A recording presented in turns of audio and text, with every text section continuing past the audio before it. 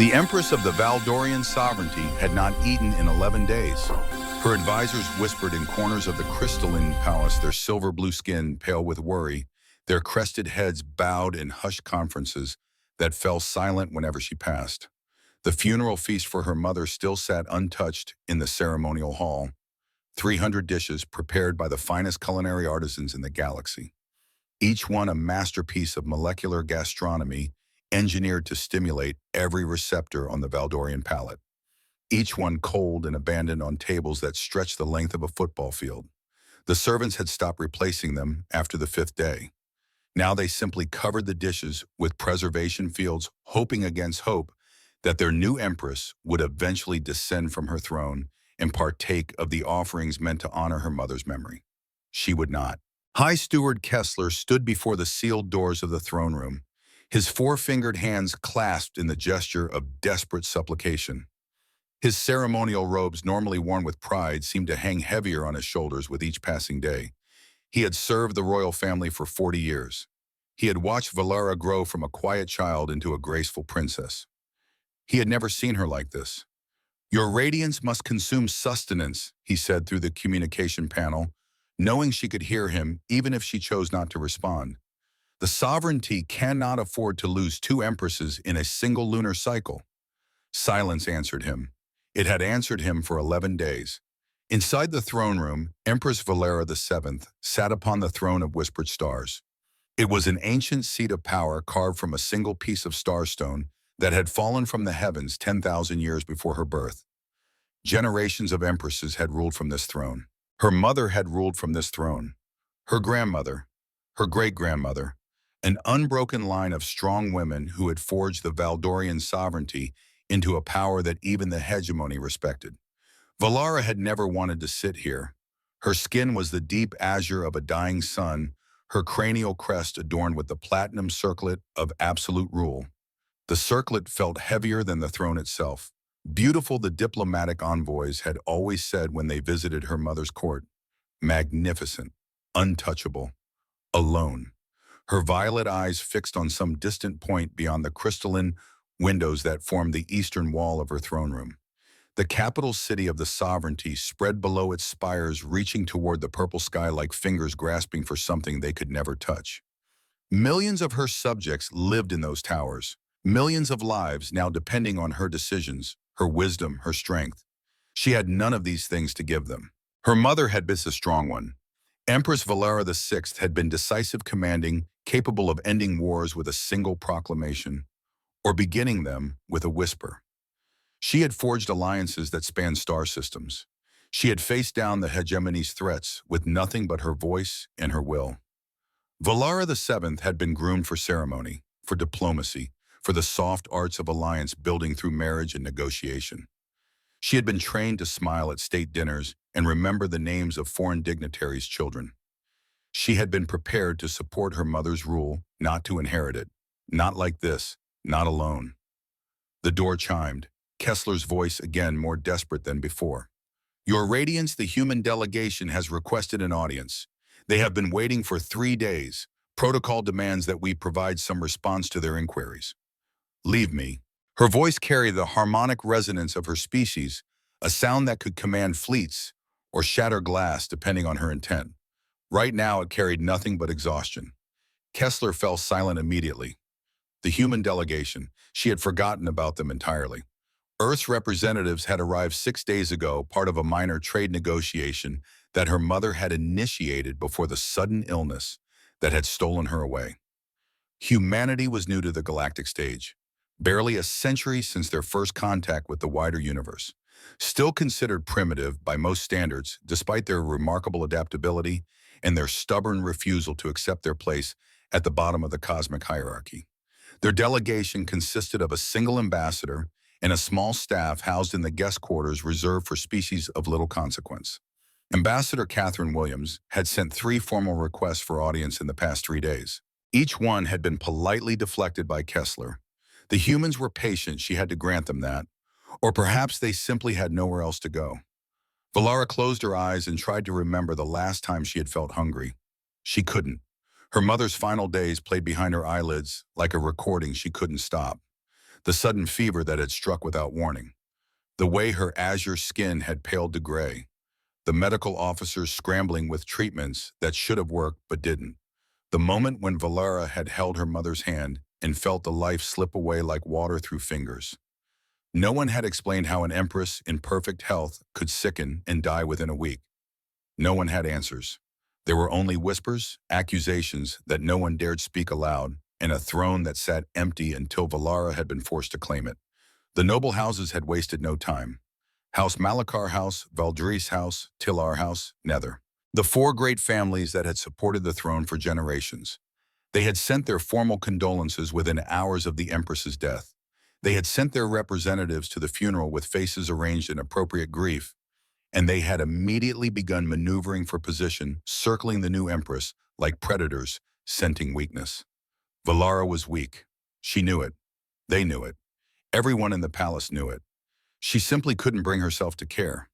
The chronometer on the wall marked the passage of another hour. Outside, the purple sky deepened toward the indigo of evening. The city lights began to flicker on a million points of illumination spreading across the landscape like stars fallen to earth. Her mother had loved this view. They had stood together on the balcony 100 times, watching the city come alive as darkness fell. Her mother had spoken of the future then, of the alliances they would build, of the legacy they would leave, of the day when Valara would stand here alone. That day had come too soon. A soft chime interrupted her thoughts. Different from Kessler's persistent requests, this was an unauthorized entry request from the service corridors. Valera's hand moved toward the security alert. The service corridors were used only by maintenance staff and occasionally by those who wished to move through the palace unseen. Anyone attempting unauthorized access to the throne room should be detained immediately. Her finger hovered over the alert sigil, then paused. Curiosity flickered in her chest. A small flame in the darkness that had consumed her for 11 days. Whoever was attempting this breach had bypassed multiple security protocols already. That suggested either remarkable skill or remarkable desperation. Either quality was more interesting than the empty silence that had become her only companion. She pressed the acceptance sigil instead. The door slid open to reveal a human male. He was unremarkable by the standards of his species. Average height for a human, which meant he barely reached her shoulder. Brown hair showing threads of gray at the temples. A face that bore the lines of someone who had known both joy and sorrow in equal measure. He wore the simple uniform of the diplomatic kitchen staff gray fabric without decoration or rank insignia. He carried a covered tray. "Your Radiance," he said, bowing in the human fashion. From the waist, eyes lowered. His Valdorian was accented but competent, the words shaped carefully by a tongue not designed for their harmonic complexity. "I apologize for the intrusion. I am Thomas Callahan, attached to the Earth delegation as a cultural liaison. Unofficially, I'm the one who cooks when Ambassador Williams gets homesick." Valara's crest flattened in confusion. It was the most emotion she had shown in days. "You have bypassed 7 security protocols to bring me food." 8, actually. The human straightened, and she saw something in his eyes that she had not seen from anyone in 11 days. Not pity, not fear, not the careful calculation of political advantage. Simply recognition. "Your steward's personal authorization was the trickiest. He's very thorough. You circumvented High Steward Kessler's security measures. I convinced a junior maintenance tech that I was authorized to use the service corridors. The rest was just paying attention to timing and knowing which doors have manual overrides." He offered a small shrug. "I worked in a restaurant for 20 years. You learn to navigate complicated systems when the dinner rush hits." Valara studied him. 50 years old, perhaps. Young by Valdorian standards, but humans age differently. The gray in his hair spoke of experience rather than approaching death. The lines around his eyes suggested he had smiled often once upon a time. He wasn't smiling now. Why? The question hung between them. Thomas Callahan met her gaze directly. Among her own people, such directness from a commoner would be considered presumptuous. From an alien, it should have been offensive. Instead, it felt almost refreshing. "I heard you haven't been eating." He lifted the cover from the tray. "I thought maybe you might like something different." The smell hit her first. It was utterly foreign. Warm and savory in a way that Valdorian cuisine, with its emphasis on molecular precision and aesthetic perfection had never achieved. There was no artistry in the presentation, no carefully arranged components designed to stimulate multiple sensory pathways simultaneously. Just a simple bowl filled with a pale broth, thin strips of some protein floating alongside vegetation she did not recognize. "It's chicken soup," Thomas said. "My grandmother's recipe. She used to make it for me when I was sick or just lost." He set the tray on the small table beside her throne. His movements were unhurried, deliberate, as if he had all the time in the universe and intended to use it exactly as he pleased. "It's not fancy. It won't impress anyone at a state dinner, but it's made with the intention to comfort. That's what my grandmother always said. The ingredients matter less than the intention." Valera stared at the bowl. Steam rose from its surface, curling upward and dissipating in the filtered air of the throne room. "You risk imprisonment to bring me primitive soup. I risk imprisonment to bring you something my grandmother made with love."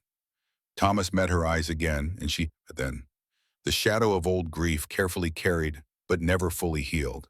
It recognized something in her own gaze, spoke to something she had been trying to bury for 11 days. "She died 6 years ago. Cancer." He pronounced the word carefully as if it still had the power to wound him. "I sat with her at the end, held her hand while she told me stories about her childhood in Ireland, about the restaurant she opened in South Boston, about all the people she fed over the years." His voice softened. The throne room, vast and echoing, seemed to shrink around them until there was only this small space where two grieving souls had somehow found each other.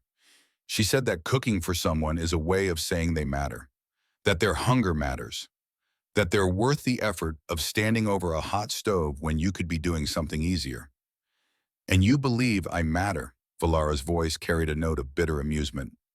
"You do not know me human. You do not know what I have done, what I have failed to do, what I have become since my mother died. I know that you're alone." The words cut through her defenses like a blade through silk. "I know that everyone in this palace wants something from you. Your authority, your favor, your decisions. I know that 300 dishes are sitting untouched in a hall downstairs because no one thought to ask what you actually needed." Thomas gestured to the soup. "You don't have to eat it.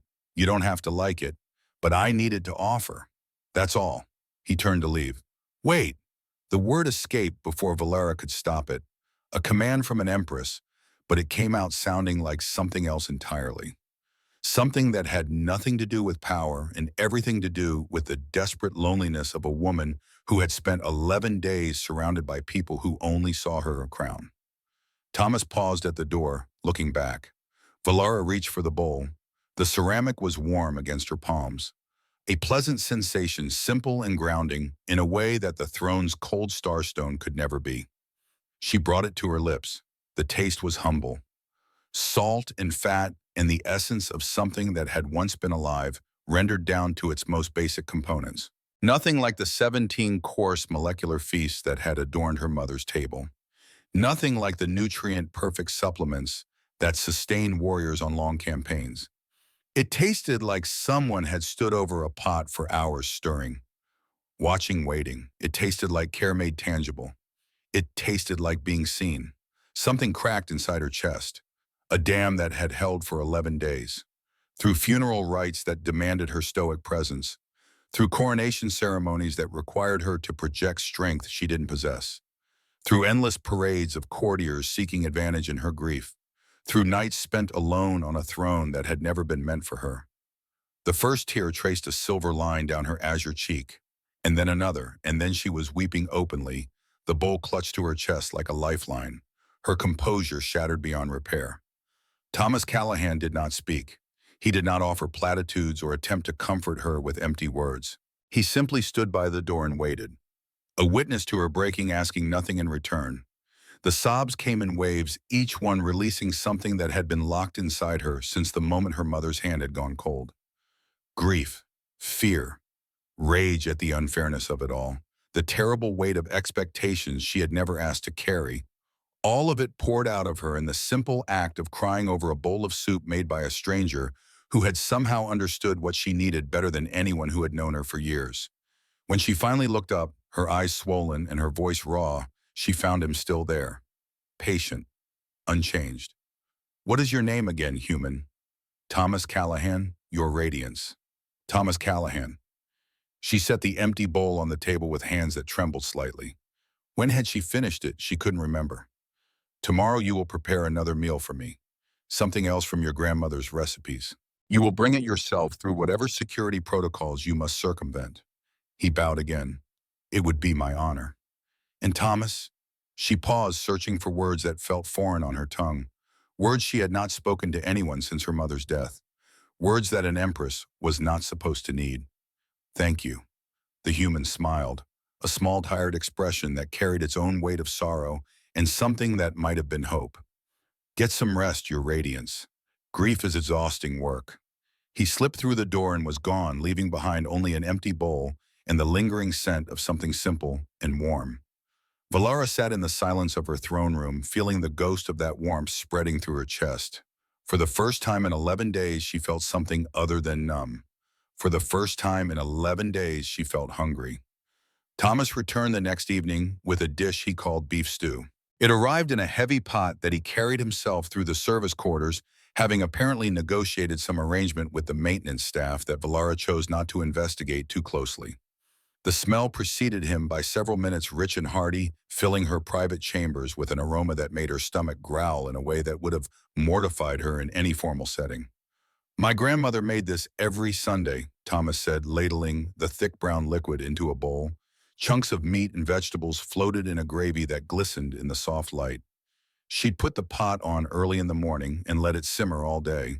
The whole neighborhood could smell it by afternoon. Valara accepted the bowl and inhaled deeply. "It smells like patience." That's exactly what she called it. Patience food. Thomas settled into a chair across from her, apparently unconcerned that sitting in the presence of an empress without invitation was a breach of protocol that could theoretically result in his execution. She used to say that the best things in life can't be rushed. Good stew, good bread, good relationships. Your grandmother sounds like a philosopher. She was a cook. Thomas smiled at some distant memory. She'd have laughed at being called a philosopher. But she had a way of finding truth in simple things. In the way a potato softens when you give it enough time. In the way flavors marry together when you let them sit. The stew was heavier than the soup, more substantial. Valara found herself eating slowly, savoring each bite in a way she had never savored the elaborate creations of the palace chefs. "Tell me about her," she said.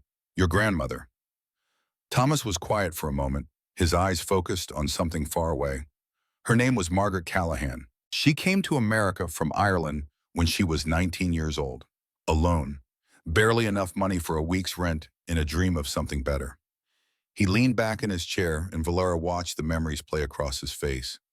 She worked 3 jobs for 5 years, cleaning houses during the day, waitressing at night, doing laundry on weekends. Saved every penny she could. And when she had enough, she opened a tiny restaurant in South Boston that seated maybe 30 people if everyone squeezed together. "A restaurant," Valara said, "a place where people pay to eat food prepared by others." Exactly. Though Graham's place was never really about the money. Half her customers were students or new immigrants who couldn't afford to pay full price. She'd feed them anyway, tell them they could pay her back when they made it big. He chuckled softly. Most of them never did, but that wasn't the point. The point was that they ate, that they knew someone cared whether they went hungry. She fed strangers. She fed everyone. Didn't matter where you came from or what you believed or how much money you had in your pocket. If you were hungry, you got fed. That was her rule. His voice dropped. That was her gift, her way of making the world a little less cold. Valara set down her bowl, studying the human across from her. In the soft light of her chambers, the lines on his face seemed deeper, the gray in his hair more pronounced, but there was a warmth in his eyes that she found herself drawn to. "She sounds remarkable." She was ordinary. That's what made her remarkable. Thomas met her gaze. She wasn't rich or famous or powerful. She didn't change the course of history, but she fed people for 40 years and every single one of them remembered her. That's a kind of immortality, I think, living on in the memories of the people you nourished. The evening after the beef stew, Thomas brought shepherd's pie, A casserole of ground lamb and vegetables topped with mashed potatoes browned to a golden crust under the heating element he had requisitioned for his culinary experiments. This was my favorite as a kid, he confessed, serving her a generous portion. My grandmother made it every time I visited. She said it was peasant food, the kind of thing poor Irish families ate because they couldn't afford anything fancier. But to me, it was the best thing in the world. The evening after that, it was lamb roast with root vegetables in a gravy that Valara privately considered superior to anything her palace chefs had ever produced. Each meal came with stories. Thomas talked about his grandmother's kitchen, cramped and cluttered, and filled with the aromas of a dozen different dishes cooking simultaneously. He talked about Sunday dinners, when the whole extended family would crowd around a table that was never quite big enough, passing plates and arguing about politics, and laughing at jokes that only made sense if you'd heard them 100 times before. He talked about learning to cook, standing on a step stool so he could reach the counter, his grandmother's weathered hands guiding his small ones through the motions of kneading bread and chopping vegetables and stirring pots that seemed impossibly large. She used to say that recipes are love letters, Thomas said one evening as they shared a simple meal of roasted chicken and potatoes. Every dish carries the memory of the person who first made it. When you cook your grandmother's soup, you're not just making food. You're having a conversation with everyone who made that soup before you. A conversation across time, Valara murmured. Exactly. His eyes brightened with the passion of someone discussing their deepest belief. My grandmother learned that soup from her mother, who learned it from her mother, who probably learned it from her mother. That recipe is 100 years old at least. Every time I make it, I'm connected to all those women I never met. I'm carrying their love forward into the future. By the fourth day, High Steward Kessler had tracked the security breaches to their source. A human kitchen servant, he reported, his voice dripping with barely concealed outrage. He stood before Valara's throne in the formal audience chamber, his ceremonial robes arranged with precise dignity. He has been infiltrating the imperial chambers nightly. Your radiance, the impropriety alone demands immediate expulsion. The security implications are beyond serious. The human stays.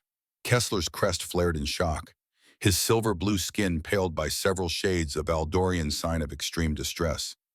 Your radiance, surely you cannot mean to allow this to continue. The noble houses will be scandalized. The diplomatic implications alone could destabilize our relationships with a dozen allied sovereignties. I can, and I do.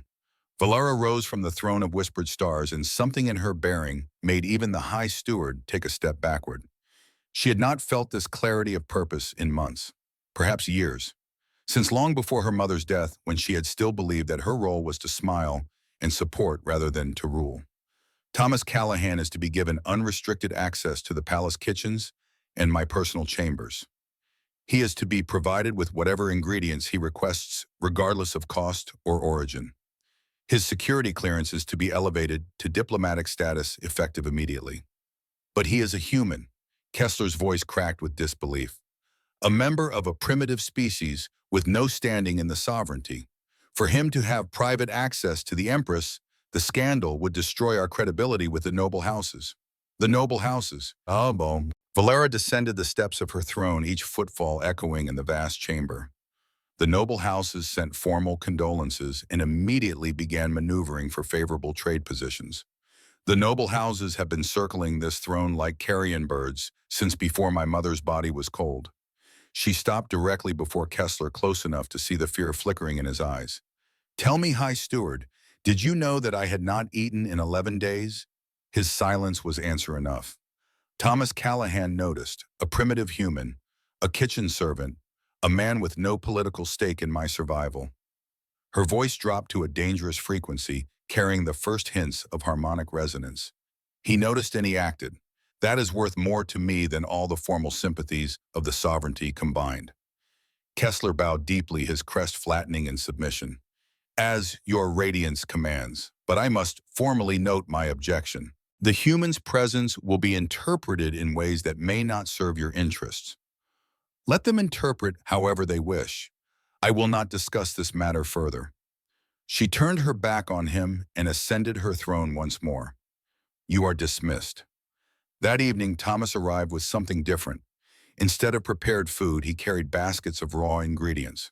Vegetables in earthy colors that reminded her of Earth's photographs she had seen in diplomatic briefings. Proteins wrapped in preservation paper. Spices in small containers that clinked together as he walked. And a portable heating element that he set up in her private study near the window that overlooked the palace gardens. I thought, he said, arranging the ingredients with practiced efficiency, that maybe you'd like to watch me cook, if you're not too busy with matters of galactic importance. Valera settled into a chair that her attendants had placed near the window at her request, though she had not explained why. The purple sky was deepening toward evening. The first stars were beginning to emerge. What are you preparing? Irish stew, a dish from Ireland where my grandmother's family came from. Hearty, simple, the kind of thing that warms you from the inside out. He began cutting vegetables with quick, confident strokes. It's the first real dish my grandmother ever taught me to cook. I was 12 years old, and she had arthritis so bad she couldn't hold a knife anymore.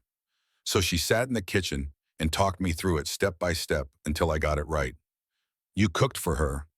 I cooked with her. He paused, looking up from his work. There's a difference. Cooking for someone is service. Cooking with someone is connection, shared experience. She couldn't do the physical work anymore, but she could still teach, and I could still learn. Together, we made something neither of us could have made alone. Valara watched his hands, human hands, 5 fingers each, so different from her own elongated digits. They moved with certainty and care, treating each ingredient as something worthy of attention. Tell me more about her, your grandmother Margaret. Thomas's knife paused for just a moment. She'd been sick for years by then. The arthritis first, then her heart, then everything else that comes with getting old. But she never complained. Never stopped cooking, even when she had to teach someone else to hold the knife. His voice softened with memory. She said that passing down recipes was the most important thing a person could do. Not money, not property, not any of the things that people usually fight over. Recipes. Because a good recipe carries more than instructions. It carries love, memory, all the people who made it before you. That is a beautiful way to think about food. She was a beautiful soul. He looked up at her and she saw the glisten of unshed tears in his eyes. She's been gone 6 years, but every time I make this stew, she's standing beside me. I can hear her voice telling me to add more salt, to let it simmer longer, to stop rushing, because good food can't be forced. That's not poetry or metaphor. That's literal truth. She lives in these recipes. The food was ready before Valara could form a response. Thomas served it simply, without ceremony, in plain ceramic bowls that he had brought from the delegation's quarters. The first bite was different from the soup, different from the previous dishes. Richer, more complex, with layers of flavor that revealed themselves slowly. This is remarkable, she said.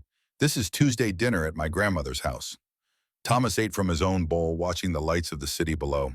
Nothing remarkable about it except that she made it with love for 40 years, and I've been making it with love ever since. They ate in silence as the stars emerged above them.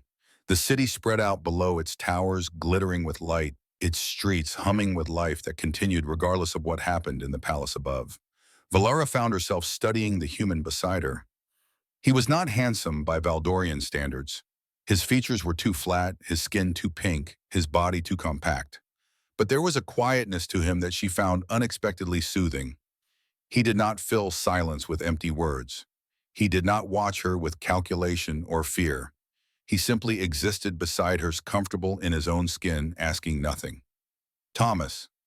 Yes, your radiance. Valara. She held his gaze, aware that she was crossing a line that empresses were not supposed to cross.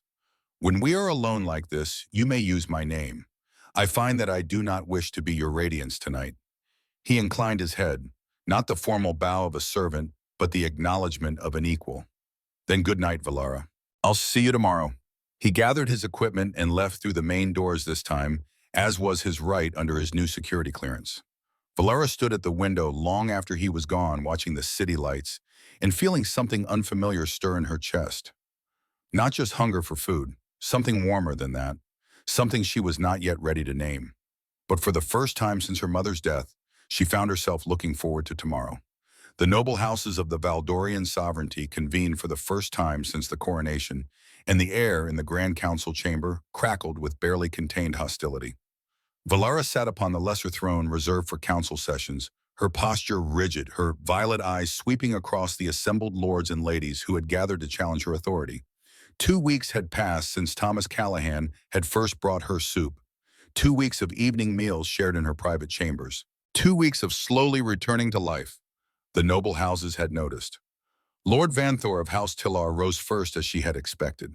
He was ancient, even by Valdorian standards, his azure skin faded to pale gray, his cranial crest adorned with the obsidian markers of his lineage. He had served on this council since before Valara's grandmother had taken the throne. He had opposed every progressive measure her mother had ever proposed. He had smiled at her mother's funeral.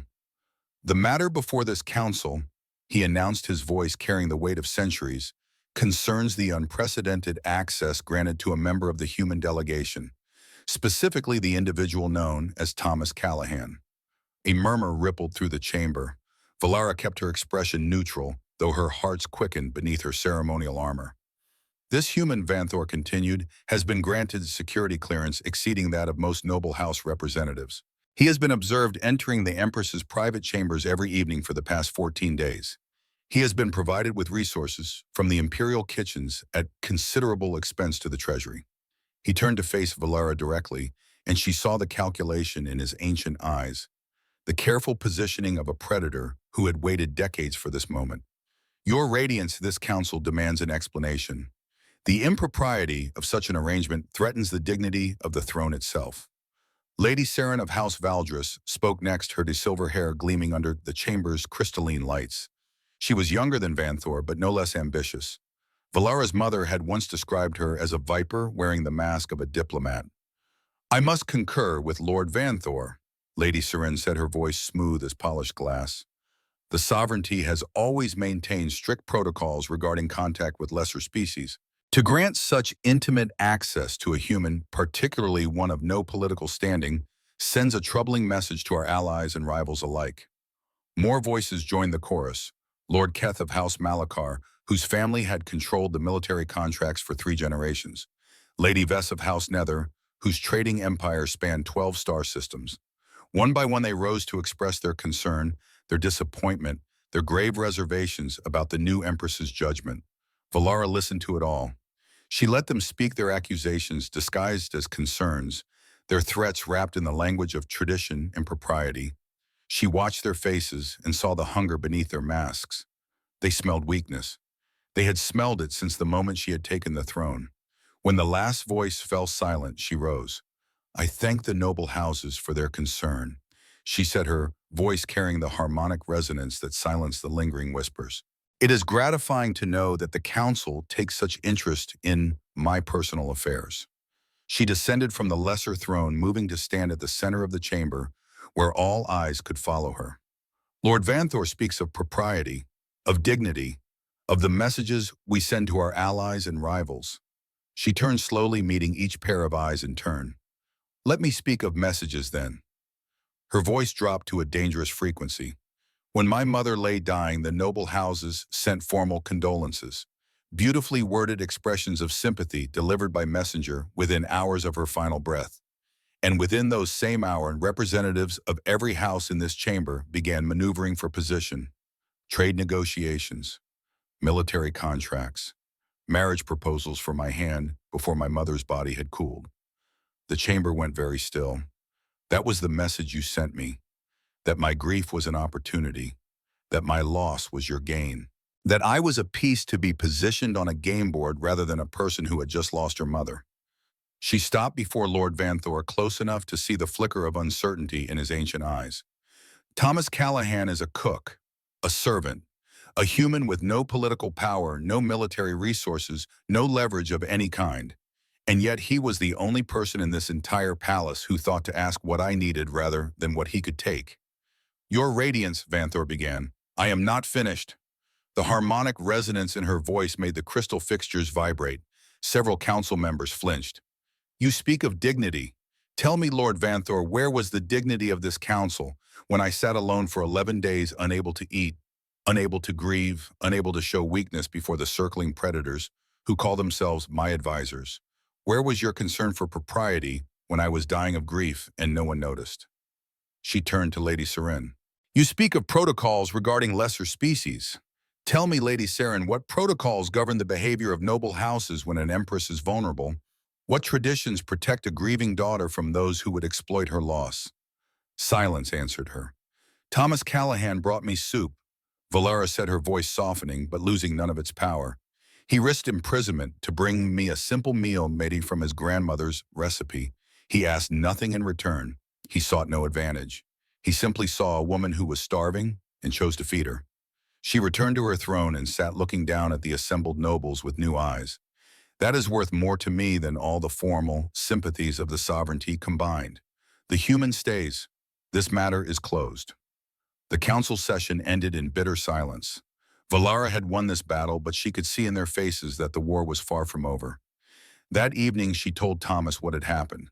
They sat in her private study, as they had every night for 2 weeks, sharing a meal he had prepared from ingredients she had learned to anticipate with something approaching joy. Tonight it was roasted lamb with herbs and vegetables, simple and satisfying in a way that still surprised her. You defended me in front of your entire government, Thomas said, his voice carefully neutral. That was dangerous. It was necessary. It was brave. He set down his fork. But it was also dangerous. They'll come after you now, after both of us. Let them come. Valara took another bite of the lamb. It was tender and flavorful, seasoned with herbs she couldn't name, but had come to love. You don't understand what you've started, Thomas said quietly. I've seen this before. On Earth.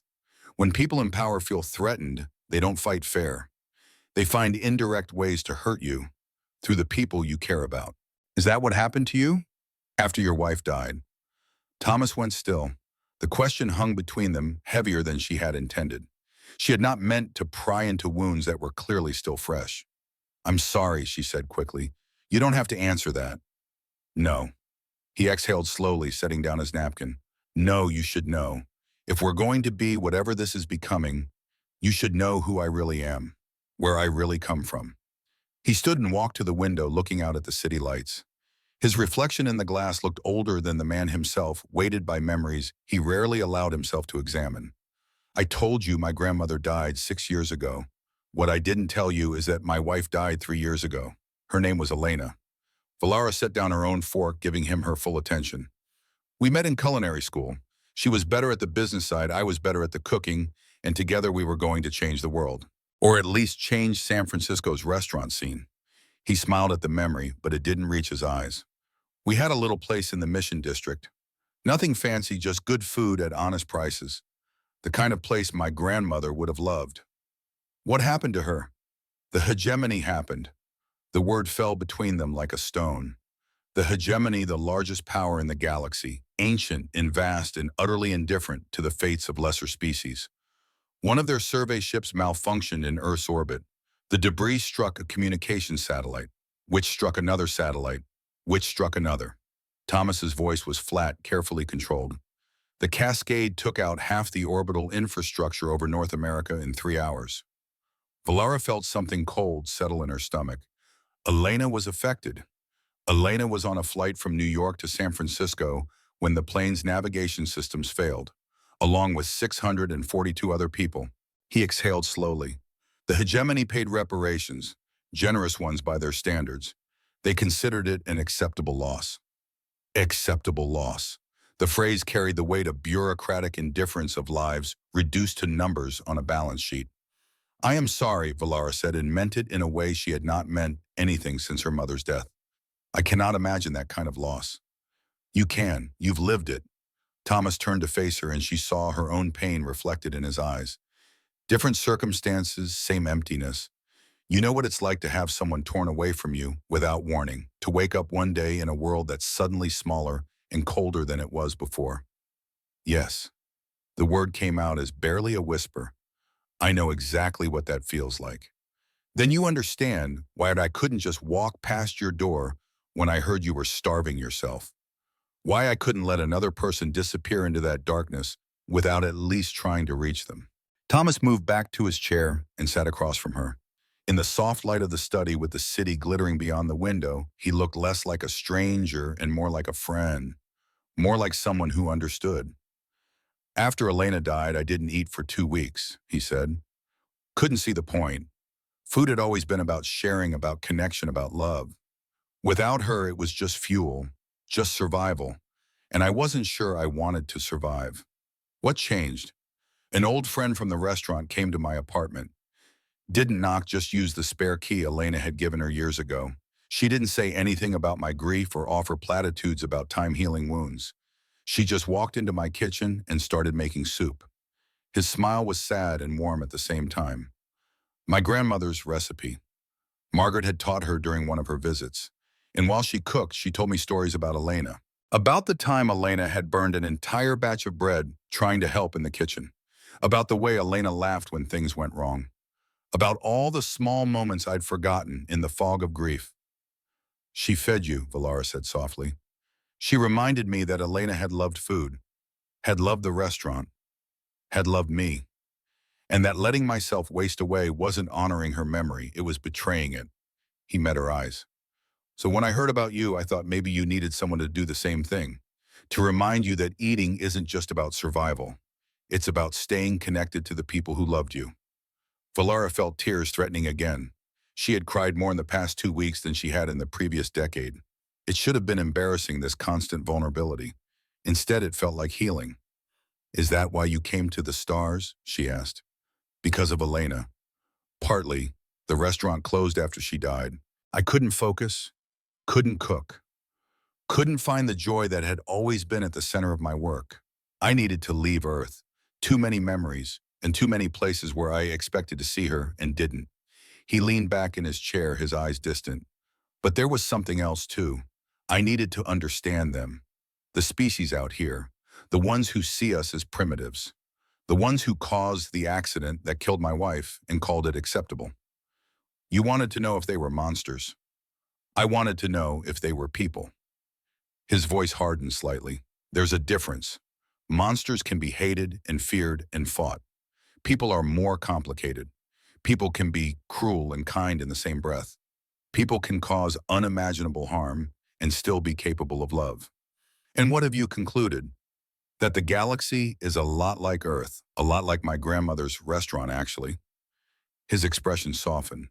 Everyone's hungry for something. Everyone's carrying something heavy. Some people share their bread and some people hoard it. The species doesn't matter as much as the individual.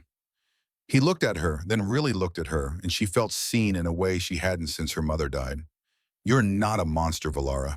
You're a person who was starving and alone and too proud to ask for help. I've been that person. I know what it takes to come back from that edge. And now I'm someone who cooks dinner for an alien Empress and hopes she doesn't notice that he looks forward to their evenings together more than he should. The admission hung between them, heavy with implications neither was quite ready to address. Valara felt her hearts quicken, felt the warmth that had been building over the past 2 weeks intensify into something more urgent. Thomas, she said carefully, you must know that whatever this is becoming, it cannot be simple. I am an Empress. You are a human. The political complications alone would fill volumes. I know. The noble houses will never accept you. They barely accept me, and I was born to this position. I know.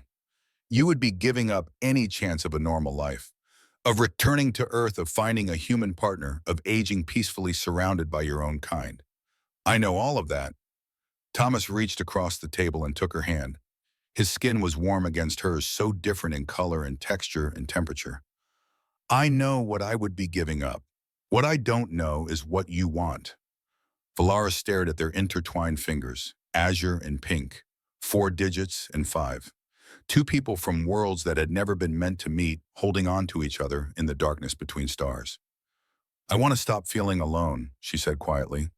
I want to share meals with someone who sees me as more than a crown. I want to laugh again and cry again and feel all the things I've been trained to suppress since childhood. She looked up at him. I want to learn your grandmother's recipes, all of them.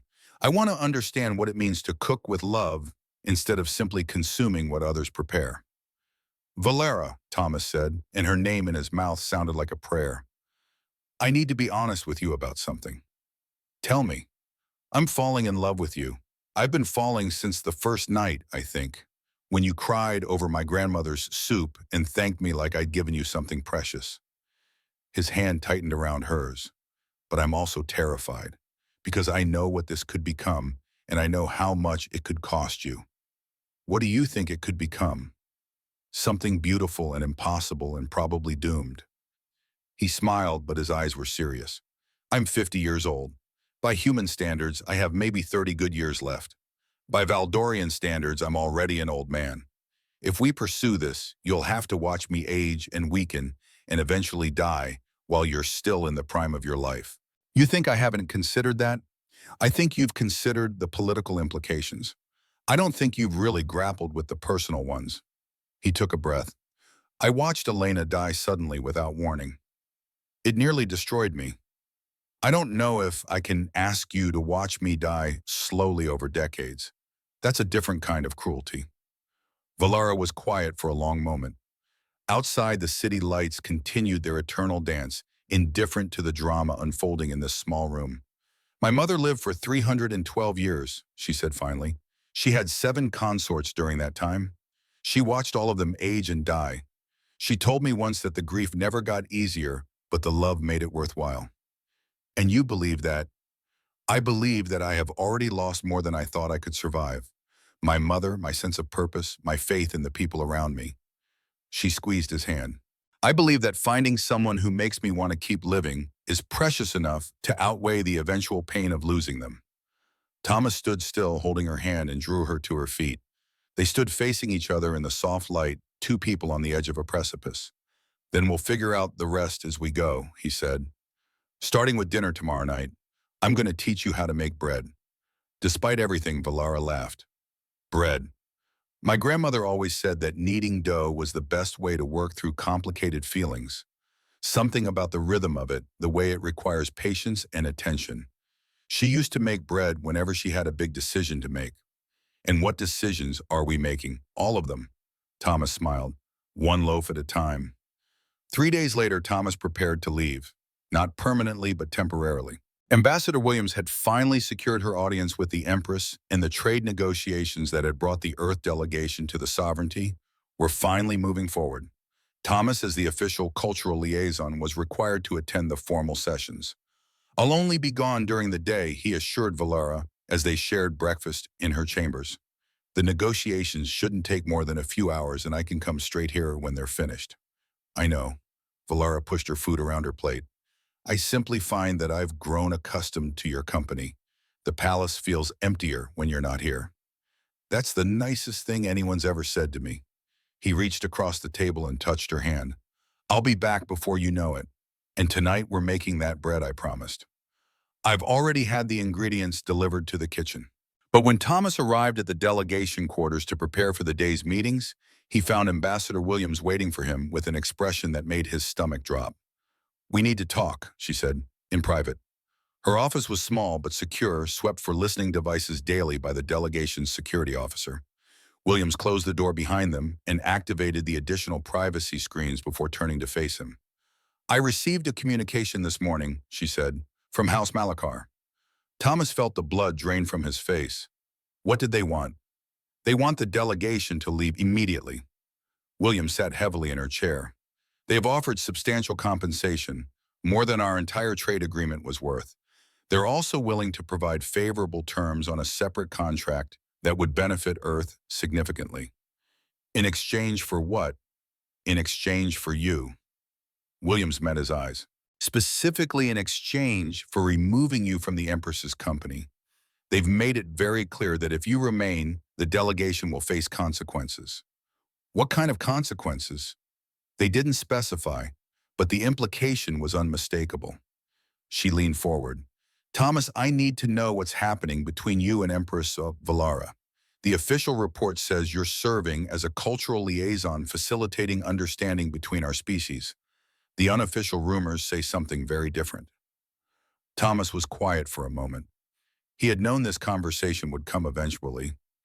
He had hoped it wouldn't come so soon.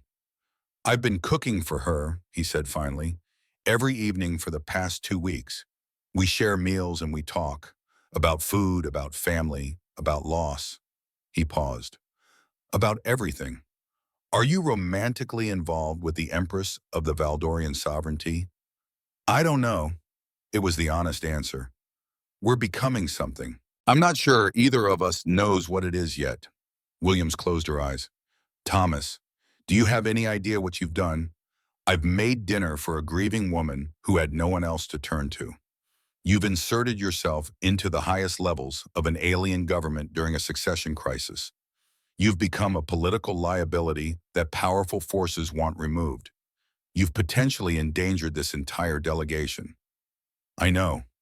Then why, Williams's voice cracked with frustration, why risk everything for this?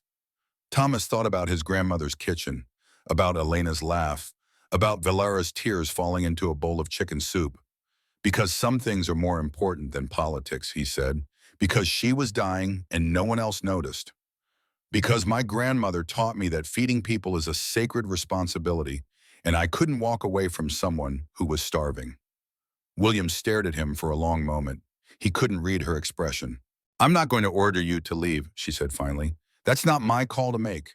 But I need you to understand what's at stake. If the noble houses decide that you're a threat to their interests, they will act. And humans are not exactly popular in this part of the galaxy. I understand. Do you? Because from where I'm sitting, it looks like you've fallen in love with an alien empress and lost all sense of proportion. Thomas smiled slightly. That's probably an accurate assessment. William sighed. Then God help us all. Go. Do whatever it is you're going to do, but Thomas, be careful. I'd hate to have to explain to Earth's government why our cultural liaison was assassinated by alien nobles. I'll do my best. He left her office with a weight in his chest that had nothing to do with fear and everything to do with the growing certainty that his life had fundamentally changed, that there was no going back to the simple existence he had lived before, that whatever happened next, he would face it with Valara or not at all. That evening, he told her everything. They stood in the palace kitchen, surrounded by flour and yeast and all the ingredients for the bread he had promised to teach her. But the cooking lesson had been abandoned the moment Thomas walked through the door with shadows in his eyes. They're trying to force me to leave, he said. The noble houses, they've made an offer to Ambassador Williams that's designed to remove me from your company. Valera's expression didn't change, but her hands clenched at her sides. What kind of offer?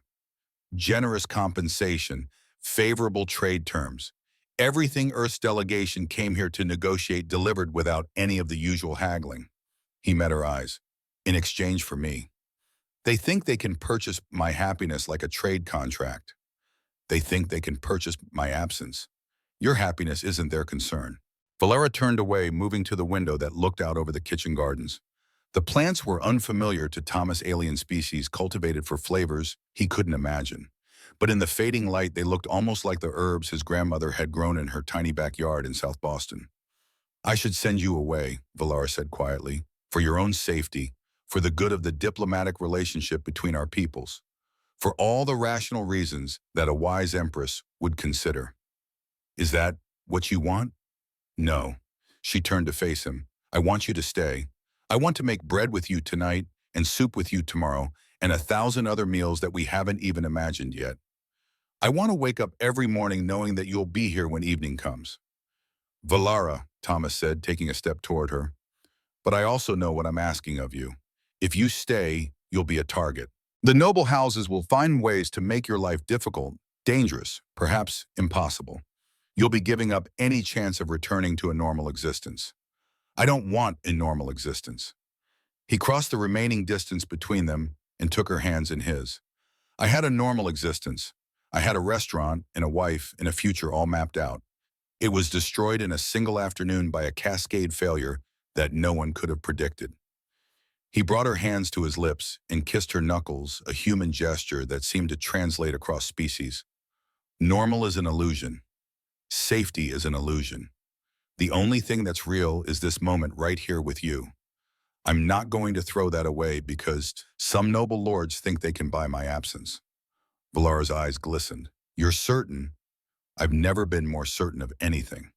She pulled him into an embrace, her arms wrapping around him with a strength that surprised him. Her body was cooler than a human's, her heart's beating a different rhythm against his chest, but it felt like coming home.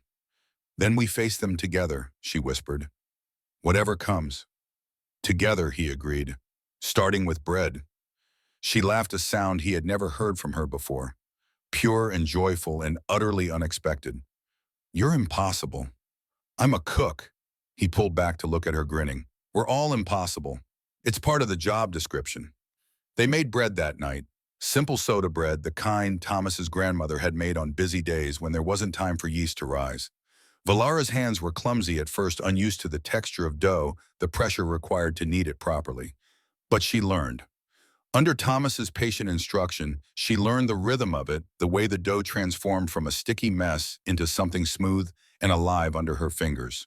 She learned to read its texture, to know when it was ready by feel rather than measurement. This is remarkably satisfying, she admitted, punching down the dough for the final time. I understand now why your grandmother found it therapeutic. There's something about working with your hands that quiets the mind. All your worry and stress gets channeled into the dough, and when you're finished, you have something real to show for it. They baked the bread in the kitchen's massive ovens, filling the air with an aroma that drew curious glances from the night staff who happened to pass by. When it was finished, they sat on the floor of the kitchen like children, tearing off chunks of warm bread and eating them with butter that Thomas had somehow procured from the delegation's stores. I could get used to this, Valara said, leaning against his shoulder. The bread, the simplicity, the pleasure of making something with my own hands, the companionship of someone who doesn't want anything from me except my company. Thomas put his arm around her, drawing her closer. That's all I've ever wanted, just this, just you. Outside, the stars wheeled overhead, indifferent to the small drama of two people falling in love in a kitchen. But in that moment, surrounded by the smell of fresh bread and the warmth of new connection, neither of them cared about the challenges that awaited them. For now, there was only this, and that was enough. The attack came without warning. Valara was in her private chambers reviewing trade agreements when her security system erupted in cascading alarms. Red lights strobed across every surface. The harmonic emergency tone reserved for only the most severe threats reverberated through the palace walls. High Steward Kessler burst through her doors seconds later, his ceremonial composure shattered. Your Radiance, the human delegation quarters. There has been an attack. Valara's blood turned to ice. Thomas. Unknown. Ambassador Williams has been found unconscious. There are casualties. She was running before Kessler finished speaking, her ceremonial robes streaming behind her protocol, forgotten in the face of pure terror. The delegation quarters were in chaos when she arrived. Valdorian security forces swarmed through corridors designed for beings half their height. Medical personnel rushed past with equipment she didn't recognize. And everywhere the acrid smell of weapons fire hung in the recycled air. Ambassador Catherine Williams lay on a medical stretcher, her face pale, her breathing shallow. A Valdorian emergency physician worked frantically to stabilize her with equipment hastily adapted for human physiology. She'll survive, the physician reported when Valara demanded answers. But the damage to her respiratory system is severe. She needs specialized treatment that we can barely provide. The others, 2 staff members with minor injuries, 1 in critical condition. The physician hesitated. Your Radiance, the attackers wore House Tylar colors. Valara's heart stopped. House Tylar, Lord Vanthor's house, the ancient enemy of progress who had smiled at her mother's funeral. Where is Thomas Callahan? The physician exchanged a glance with Kessler that made Valara's blood run cold. He was not in the quarters when the attack occurred, Your Radiance. Our forces have been searching, but he has not yet been located. For one terrible moment, Valara felt the darkness closing in again. The same darkness that had consumed her after her mother's death. The same despair that had kept her from eating for 11 days. Then she felt something else. Something stronger. Rage. Find him, she commanded, her voice carrying harmonic frequencies that made everyone in the corridor flinch. Search every corridor, every chamber, every service tunnel in this palace, and bring me Lord Vanthor. Now. They found Thomas 2 hours later. He was in the palace gardens, unconscious but alive, hidden beneath an ornamental hedge by someone who had apparently saved his life by dragging him from the delegation quarters before the attackers could reach him. Valara was at his side the moment the medical team brought him to the Imperial Medical Wing. His face was bruised, his arm bound in a temporary splint, but his eyes opened when she took his hand. "Hey," he said weakly. "Sorry I missed dinner." The laugh that escaped her was half sob. "You impossible human. I thought you were dead. I thought I had lost you. Takes more than a few alien assassins to keep me down." He squeezed her fingers with his uninjured hand, though I have to admit they came closer than I would have liked. "What happened?" "I was on my way back from the market when the alarm started. Someone pulled me into a service corridor, told me to hide, shoved me through a maintenance hatch before I could argue." Thomas frowned, trying to recall through the fog of injury. "Valdorian, young, servant's uniform. They said something about not everyone in the palace wanting you to be alone. A servant saved your life. Apparently there are still some people here who remember your mother with fondness." He tried to sit up and winced. "What happened to the delegation?" "Ambassador Williams is injured but will recover. 2 others were hurt. The attackers wore House Tillar colors." "Lord Vanthor." Thomas's expression hardened. "He's making his move. He's made a mistake." Valara's voice carried the cold fury that had been building since she first heard the alarms. "This attack was meant to send a message. Associate with humans and humans will die. He wants me to send you away, to isolate myself again." "Maybe you should." "What?" Thomas struggled to sit up despite the pain. "Valara, listen to me. I'm not worth a diplomatic incident. I'm not worth people getting hurt. If my presence here is going to cause this kind of violence, maybe the smartest thing to do is remove the cause." "Stop." The single word carried enough harmonic force to silence him completely. "You are not the cause of this violence," Valara said fiercely. "Lord Vanthor is the cause. The noble houses and their endless scheming are the cause. The same rot that killed my mother is the cause." She gripped his hand tighter. "You are the first person who made me want to live again. You are the first person who saw me instead of my crown. You are the reason I can face each day instead of retreating into the darkness that nearly consumed me." Thomas stared at her. In his eyes she saw something shift. Understanding, acceptance, and something that looked very much like love. "Then we fight," he said quietly. "We fight," she agreed, "together. The delegation will not leave. Ambassador Williams will be treated here under my personal protection. And you will be elevated to the position of Imperial Cultural Liaison with full diplomatic status and all the protections that entails. Your noble houses will never accept that. My noble houses have just attempted to murder diplomats under Imperial protection. If they wish to complain about my response, they are welcome to explain themselves to the Galactic Arbitration Council." She leaned down and pressed her forehead to his, a gesture of intimacy that no Valdorian Empress had ever shown to an outsider. His skin was warm against her cool azure brow. "I am not sending you away, Thomas Callahan. I am asking you to stay. Not as a servant, not as a liaison, as someone who matters to me more than politics or protocol or the opinions of ancient lords who have forgotten what it means to love." Thomas reached up with his uninjured hand and touched her face. His fingers were gentle against her skin. "My grandmother used to say that the best meals are the ones worth fighting for." And is this worth fighting for? I think we're about to find out.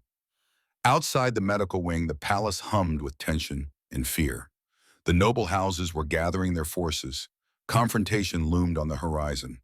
But in that small room, 2 people from different worlds held on to each other and chose hope over despair. The fight was coming, and for the first time in her life, Valara was ready to meet it. The Grand Council chamber had never felt smaller.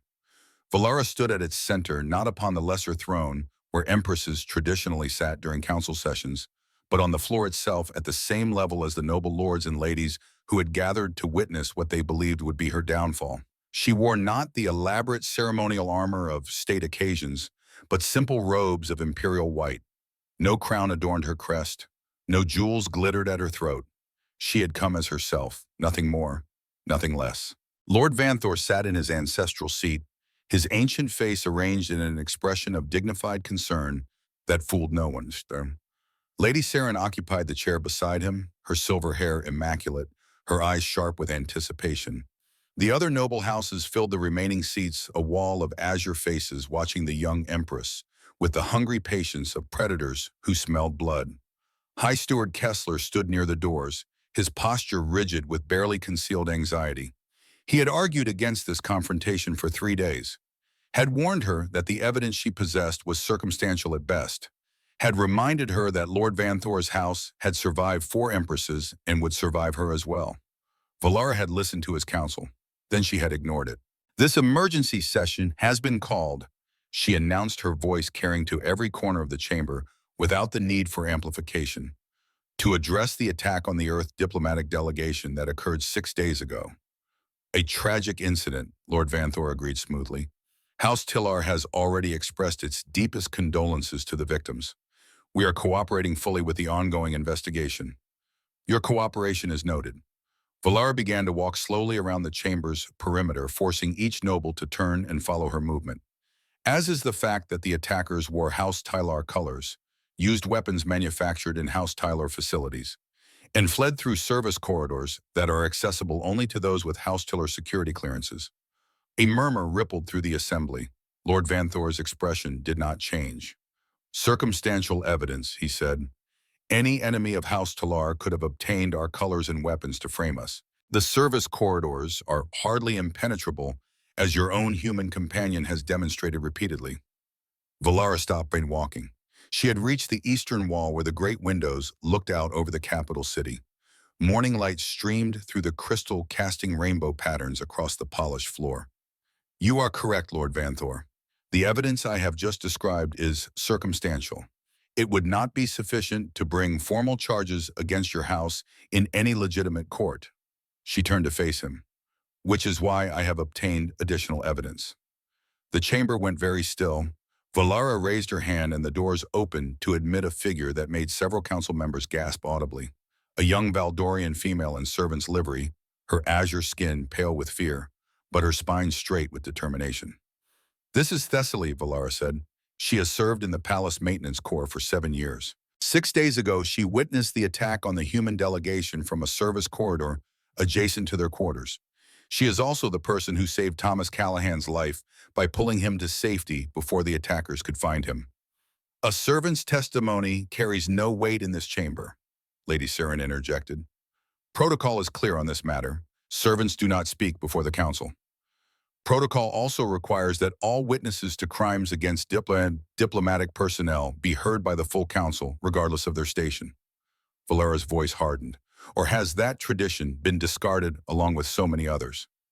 Silence. Speak, Thessaly. Tell the council what you saw.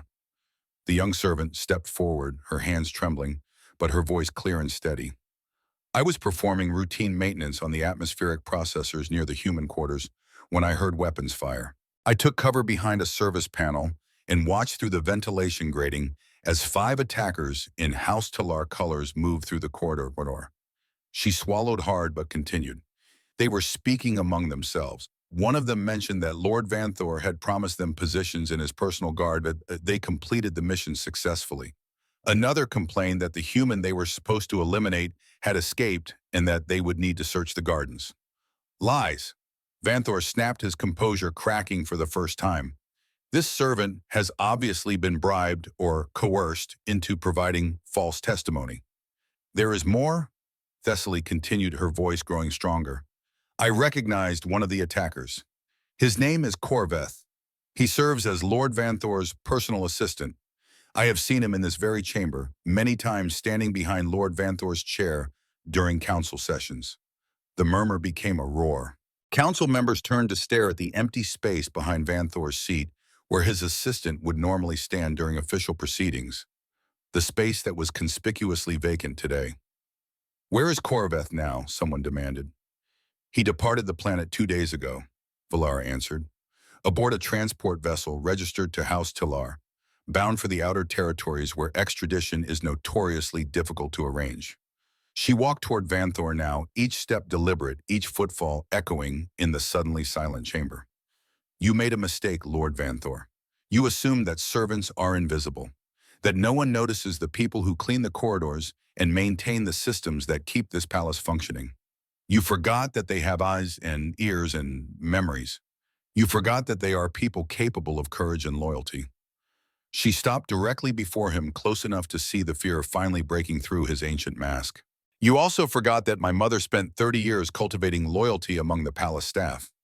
They loved her in a way they have never loved the noble houses, and they know exactly who was responsible for her death. The words landed like bombs. Your radiance, Kessler spoke up, his voice strained. Those are extremely serious accusations. The death of Empress Valara VI was officially attributed to natural causes by the imperial physicians. The death of my mother, Valara said without turning, was caused by a poison derived from the Thessian death orchid, a plant that grows only on 3 worlds in the known galaxy. One of those worlds is controlled by House Tillar. She finally looked away from Vanthor, addressing the full council.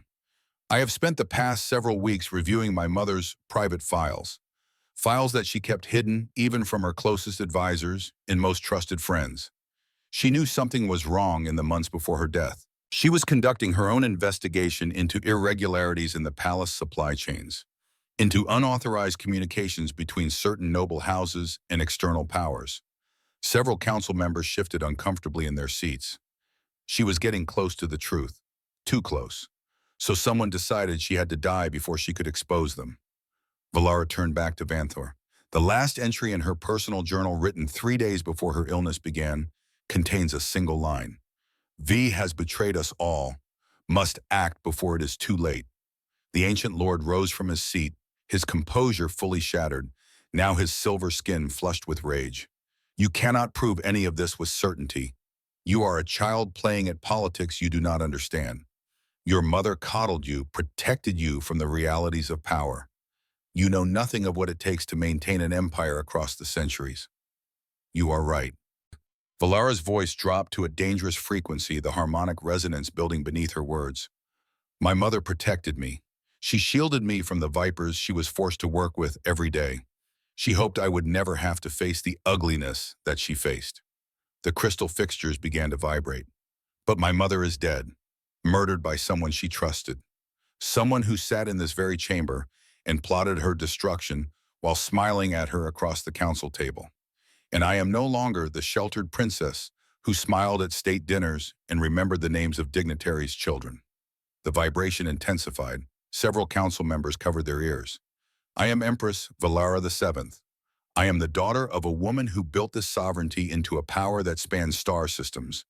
And I will not allow her murderer to escape justice because he thinks he can intimidate me with political maneuvering. She unleashed her voice. The harmonic resonance that Valdorians could produce was a genetic gift, a remnant of their evolutionary history as a species that had once communicated across vast distances through pure sound. Most Valdorians could manage only minor effects. A shattered glass here, a vibrating wall there.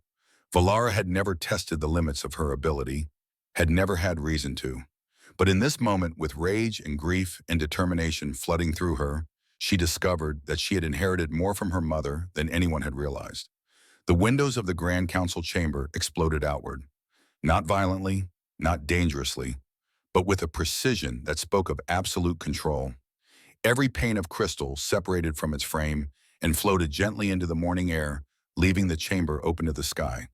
The noble houses sat in stunned silence, wind whipping through their ceremonial robes, staring at an empress who had just demonstrated power none of them had known she possessed. Lord Vanthor of House Tillar, Valara said into the ringing silence, you are hereby stripped of your title and holdings. House Tillar has dissolved its assets seized by the crown, pending distribution to the families of those harmed by your actions.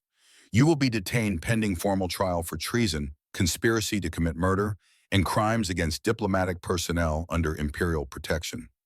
Guards moved forward to seize the ancient lord. He did not resist. He seemed too shocked to resist his centuries of political maneuvering, undone in a single morning, by an empress he had dismissed as weak. Lady Saren, Lord Keth, Lady Vess. Valara turned to address the other noble houses. My mother's files contain evidence of your complicity in House Tillar's schemes, not direct involvement perhaps, but knowledge, tolerance, silent support for actions you knew were criminal because you believed you would benefit from them. The accused nobles paled. You will retain your titles, for now, but your houses will be placed under observation for a period of 10 years. Any further disloyalty, any hint of conspiracy or plotting against the throne will be met with the same fate as House Tillar. She paused, letting the weight of her words settle over them. I suggest you use this opportunity to reconsider your priorities and remember where your true loyalties should lie. She turned and walked toward the shattered window frames, looking out over the city that was now truly hers. The wind caught her white robes, making them billow around her like wings. This council session is adjourned. Thomas was waiting for her in the Imperial Gardens. His arm was still in a sling, healing slowly according to the medical staff's projections, but the bruises on his face had faded to yellow shadows that would soon disappear entirely. He sat on a bench beneath a tree that bore flowers the color of sunset, watching the sky with an expression of quiet peace. Valara settled beside him without speaking. For a long moment, they simply sat together, two people who had found each other across the vastness of space, sharing the silence that comes after storms have passed. I heard what happened, Thomas said finally. The servants are calling it the Day of Shattered Windows. They're saying you made the crystal sing before you broke it. I made a point that needed making. You made several points from what I understand. He turned to look at her, and she saw pride in his eyes, something deeper as well, something that made her hearts quicken. You were magnificent. I was terrified. Those aren't mutually exclusive. He reached over with his uninjured hand and took hers. Courage isn't the absence of fear. It's doing what needs to be done despite the fear. My grandmother taught me that when I was young. Valara smiled. Your grandmother taught you a great many useful things. She had 68 years to accumulate wisdom and a very attentive grandson to pass it on to. She didn't waste the opportunity. They sat in comfortable silence as the sun moved across the purple sky. The garden was quiet, the usual bustle of servants and courtiers notably absent. Word of the council session had spread quickly through the palace. The staff were giving their Empress space to breathe and process what had happened. What happens now? Thomas asked. Now the real work begins, rebuilding trust with the noble houses who weren't involved in Vanthor's schemes, strengthening our alliances with other sovereignties, preparing for whatever challenges the future might bring. She sighed. Being Empress, apparently. The job I never wanted but can no longer imagine abandoning. You sound almost enthusiastic about it. I sound resigned to my fate. She paused. But perhaps that is a kind of enthusiasm. Accepting a duty you never wanted because you have found something worth protecting. Thomas squeezed her hand. And what have you found worth protecting? Valara turned to face him. In the golden light of the alien sun, his human features seemed less foreign than they had when they first met. The gray in his hair, the lines around his eyes, the warmth of his skin against hers. All of it had become familiar. Dear, essential. I found a man who brought me soup when I was dying, she said softly. A man who taught me that comfort does not require ceremony or elaborate preparation. A man who showed me that the simplest kindness can be the most profound. Thomas's breath caught. Valara, I need to tell you something. Tell me. I love you. The words came out in a rush, as if he had been holding them back for weeks. I've loved you since the first night, I think. When you cried over my grandmother's soup and thanked me like I'd given you something precious, instead of just a bowl of chicken broth. Thomas, I know what I am, a human, a cook, someone with no political value and a limited lifespan by your standards. I know that loving me will cost you, that it will cause complications you don't need and problems you shouldn't have to face. Thomas, but I can't help it. I can't pretend that what I feel is just friendship or professional admiration or whatever acceptable category might make sense to your noble houses. I love you, and I want to spend whatever time I have left cooking for you and making you laugh and being the person who sees you instead of your crown. Thomas, Valara put her hand over his mouth, stopping the flow of words. I love you too. His eyes widened. I have loved you since the moment you stood in my throne room and refused to leave despite the danger. I have loved you through every meal we've shared, every story you've told, every moment of kindness you've shown to a woman who had forgotten what kindness felt like. She removed her hand from his mouth. I know what loving you will cost me. I know the political complications and the inevitable grief that comes with binding myself to someone who will not live as long as I will. I have considered all of it, weighed all of it, agonized over all of it. And And I have decided that a life without you would be longer but emptier. That watching you age and eventually leave me will be painful, but not as painful as never having had you at all. That my grandmother was right when she told my mother that grief is the price we pay for love, and it is a price worth paying. Thomas stared at her. Tears were tracking down his weathered face, human tears on human skin. Your grandmother said that she did, shortly before she died, according to my mother's journals. Valera smiled. It seems wisdom about love transcends species. Your grandmother and mine would probably have been friends. Thomas laughed, a sound that was half joy and half sob. He pulled her close, wrapping his arms around her, despite the sling that hampered his movement. Marry me, he said into her hair. Valara pulled back to look at him. What? Marry me, Baye. I know it's ridiculous. I know there will be 1,000 objections and a million complications. But if we're going to do this, if we're going to love each other, despite everything that stands against us, I want to do it properly. I want to make vows to you in front of witnesses. I want to cook for you every day as your husband, not your liaison or your friend or whatever acceptable category we've been pretending applies. You want to marry an alien empress. I want to marry you. He cupped her face in his hands, his warm fingers gentle against her cool skin. The woman who cried over soup and fought for justice and shattered windows with her voice. The woman who makes me feel alive again after years of just going through the motions. The woman I love. Valara felt tears of her own threatening to fall. The noble houses will be horrified. The noble houses can adapt or be replaced. My people will not understand. Then we'll help them understand, one meal at a time if necessary. You'll have to learn Valdorian customs and protocols and 1,000 other things that will seem ridiculous and arbitrary. I learned to make a souffle that doesn't collapse. I can learn anything. Despite everything, Valara laughed, pure and joyful and utterly unexpected. Yes, yes, yes, I will marry you, Thomas Callahan. She kissed him, then a gesture she had seen humans perform, but never attempted herself. It was awkward and unfamiliar and absolutely perfect. I will marry you and scandalize my court and spend the rest of my life cooking bread with you in the palace kitchen. The rest of my life, he corrected gently. I won't be around for the rest of yours. Then we'll make every moment count. She pressed her forehead to his. That's what your grandmother would have said, isn't it? Yeah, his voice was rough with emotion. Yeah, that's exactly what she would have said. The wedding took place 6 months later. It was not grand by Valdorian standards. This was a deliberate choice. The noble houses had expected an elaborate ceremony, a political spectacle designed to cement the new empress's power and legitimize her unprecedented union with a human. They had prepared their formal objections, their subtle protests, their carefully worded expressions of concern. Valara gave them none of the opportunities they sought. The ceremony was held in the imperial gardens beneath the tree, where Thomas had waited for her on the day of shattered windows. 50 guests attended, a mixture of loyal servants, trusted advisors, and the handful of nobles who had proven their worth in the months since House Tiller's fall.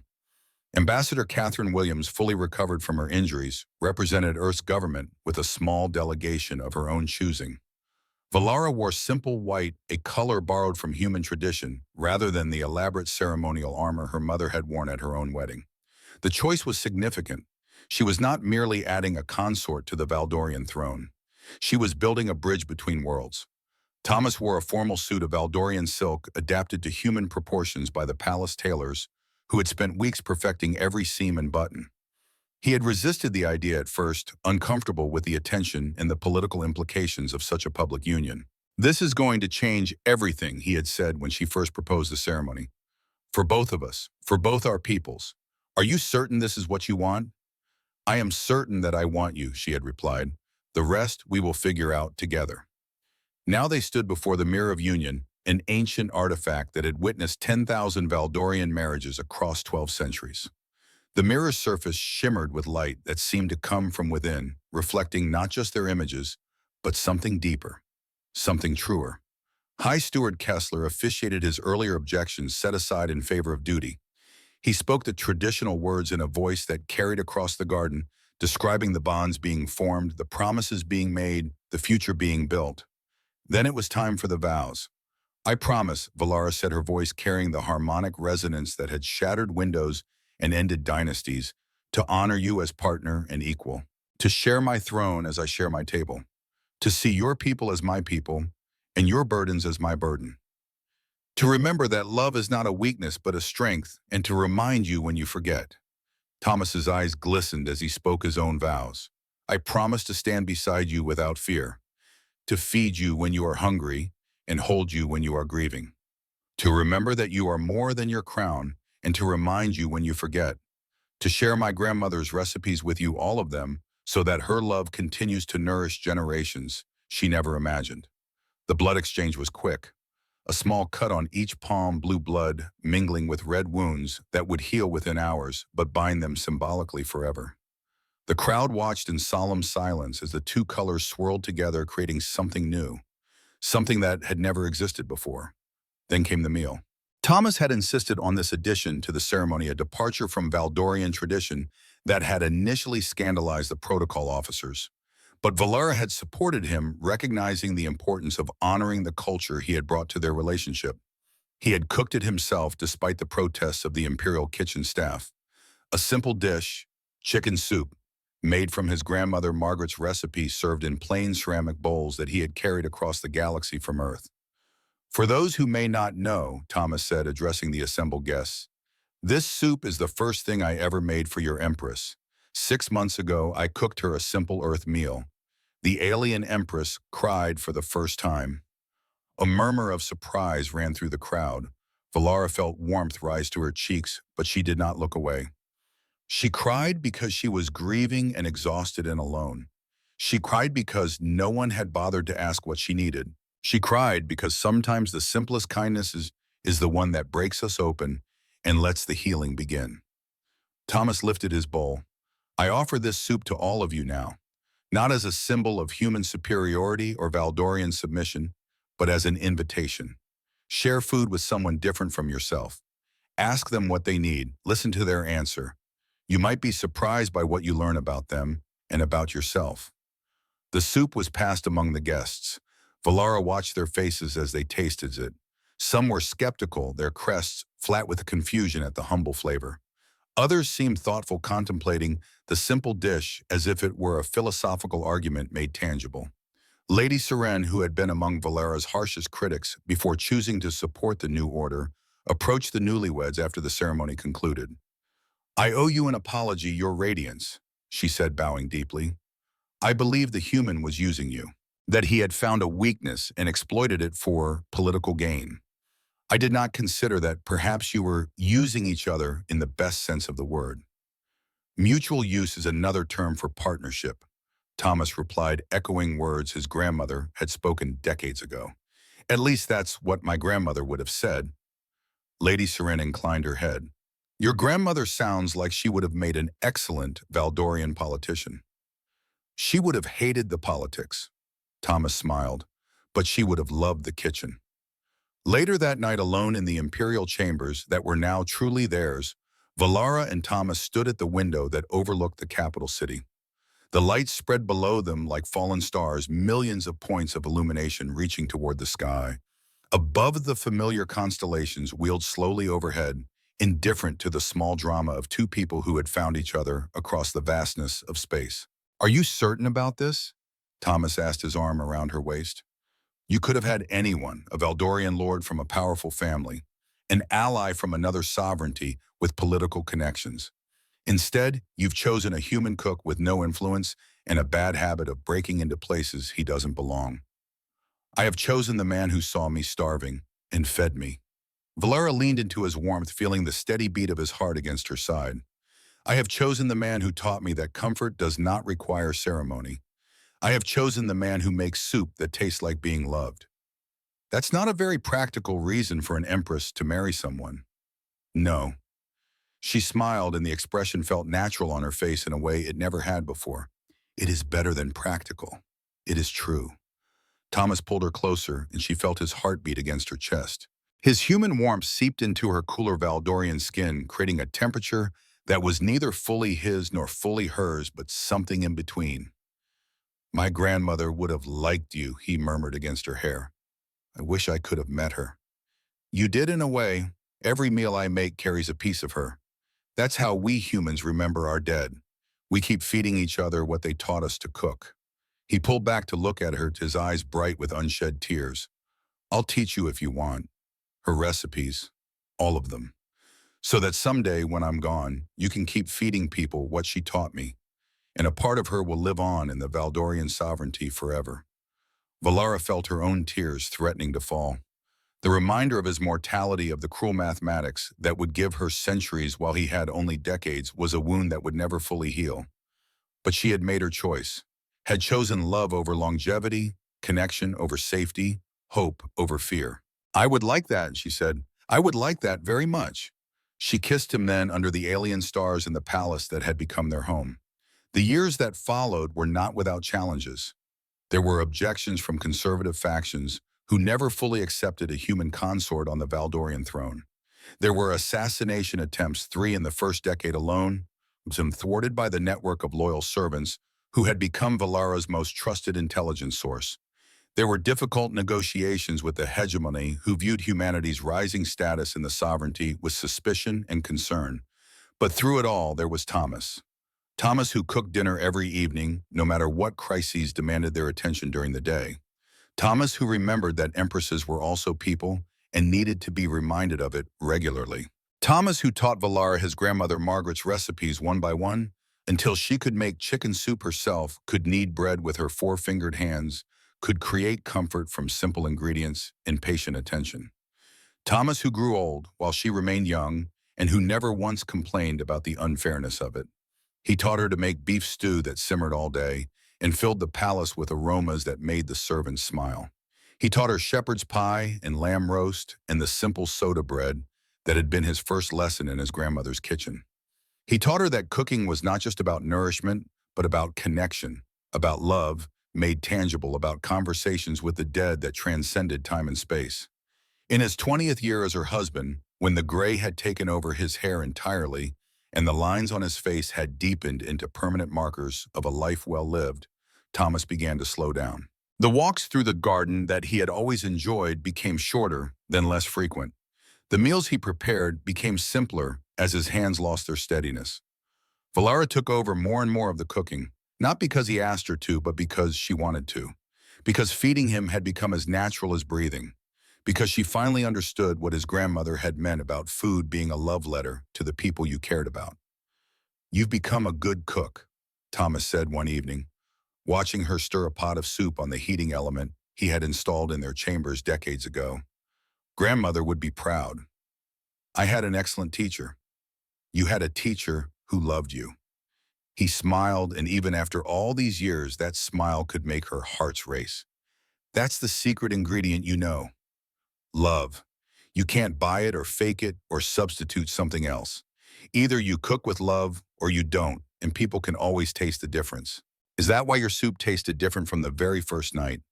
"My soup tasted different because I made it for you. Specifically for you. Every stir of the spoon, every pinch of salt, every minute it simmered on the stove, all of it was for you."